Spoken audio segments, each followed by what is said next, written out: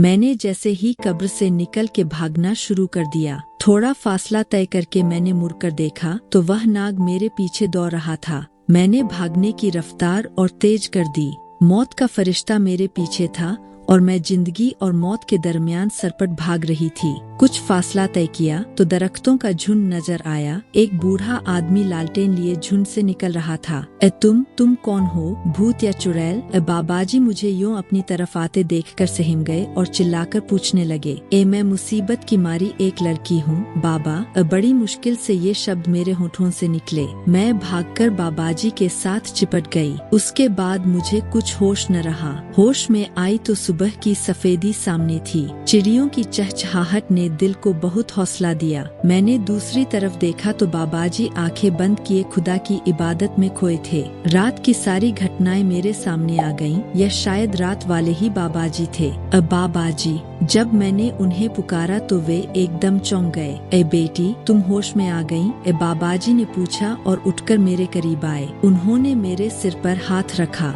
हाँ बाबाजी, मैंने इतना ही कहा था कि मेरे सब्र का बांध टूट गया और मैं दहाड़े मार मार कर रोने लग गई। फिर जब रो रो कर मेरी आंखें खुश्क हो गईं, तो मैंने बाबाजी से पूछा, यह कौन सी जगह है और आप कौन है बाबाजी? बेटी, मैं पीर गोगा शाह की मजार का खिदमतगार हूँ। रात को पता नहीं कब मेरी आंख खुल गई और खुलने पर मुझे ऐसा लगा जैसे कोई मुझे चीख चीख कर पुकार रहा है। पहले तो मैंने उसे अपना वहम समझा, लेकिन जब मैं किसी ऊपरी हुक्म से बाहर आया तो वह आवाजें तेज होती चली गईं। मैं लालटेन उठाकर पेड़ों के झुंड से निकला तो तुम तेज रफ्तार से मेरी तरफ चली आ रही थी। तुम्हें इस तरह अपनी तरफ आते देख मैं चलता गया और फौरन आयत पढ़ना शुरू कर दिया। इस तरह खुदा के पाक कलाम से दुनिया के हर खौफ पर काबू पाकर तुम्हारी तरफ बढ़ने लगा। उसी बीच तुम किसी डरे हुए बच्चे की तरह मुझसे लिपट गईं। जिस्म पसीने से तर था और दिल की धड़कन बहुत तेजी से चल रही थी। फिर तुम बेहोश होकर गिर पड़ी। तुम्हें उठाकर अपनी कुटिया में ले आया और तुम्हारे होश में आने की दुआ मांगने लगा।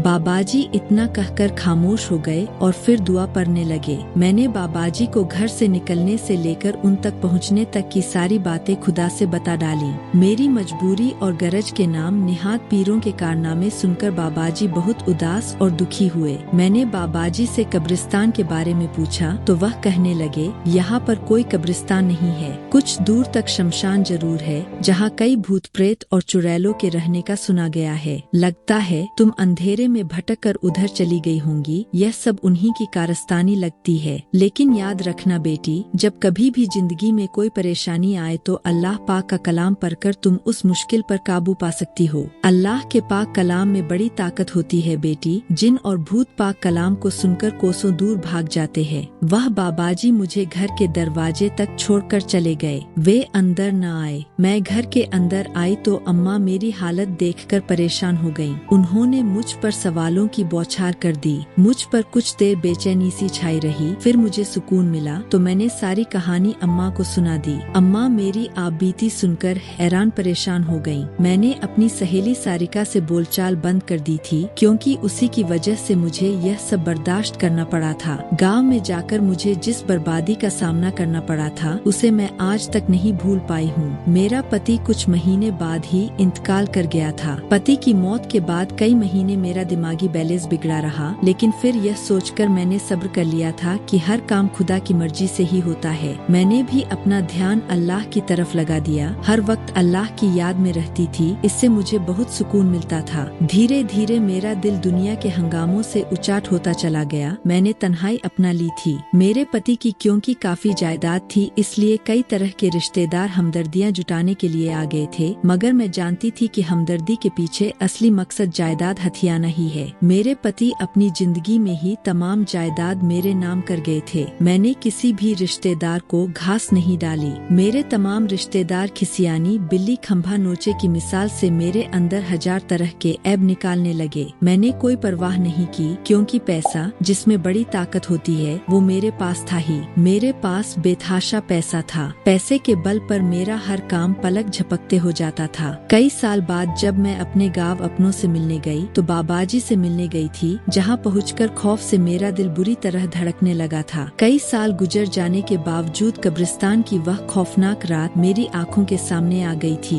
मैंने एक लड़के से बाबाजी के बारे में पूछा तो पता चला कि वह पिछले साल ही इस जहां को छोड़ गए थे। बाबाजी के इंतकाल का सुनकर मुझे दिली सदमा हुआ। वह मेरे मोहसिन रक्षक थे। मैंने बाबाजी की कब्र के बारे में पूछा तो वह लड़का मुझे साथ लेकर चल पड़ा। बाबाजी की कब्र पर मैंने फातिहा पढ़ी तो मेरी आंखों में आंसू मचल गए। मैं फातिहा पढ़कर लौट आई, लेकिन कुछ दिनों बाद ही मैंने मौलवी साहब को कुरान खानी करवाई और कब्र पर खैरात तकसीम करवाई। फिर वहाँ कुछ पेड़ों के पौधे और पानी का नल लगवा दिया ताकि आते जाते मुसाफिर उस बुजुर्ग की कब्र के पास ठंडी छांव में थोड़ी देर ठहरकर ठंडा पानी पीकर अपनी थकान मिटाकर अपनी मंजिल की तरफ रवाना हो तो उनका दिल और दिमाग शांत हो और वे बुजुर्ग को याद करें। जब मैं यह काम करवा रही थी तो आसपास के लोग बड़ी उत्सुकता से मुझे देख रहे थे। कई लोगों ने मुझसे पूछा भी कि बाबा से मेरा क्या रिश्ता था। मैंने बता दिया कि बाबाजी से मेरा इंसानियत का रिश्ता था। वे मुश्किल वक्त में मेरे काम आए थे। आज उस कंपा देने वाली घटना को कितने ही बरस बीत चुके हैं। आज भी अखबारों में जब इन जाली तांत्रिकों के इश्तिहार पढ़ती हूँ तो मेरे जहन में इनके हाथों लुटने वाली न जाने कितनी मासूम और बेगुनाह औरतों की तस्वीरें घूम जाती है। आखिर में मैं अपनी सब बहनों से अपील करती हूँ कि वे इन नाम निहाद पीरों और तांत्रिकों के पास जाने से परहेज करें, क्योंकि औलाद का होना या न होना सिर्फ भगवान के हाथ ही है। दूसरा कोई ऐसा जादू मुझे नहीं मिला जो हाथ लहराकर किसी को औलाद दे सके। मित्रों, यह कहानी कैसी लगी कमेंट बॉक्स में जरूर लिखें।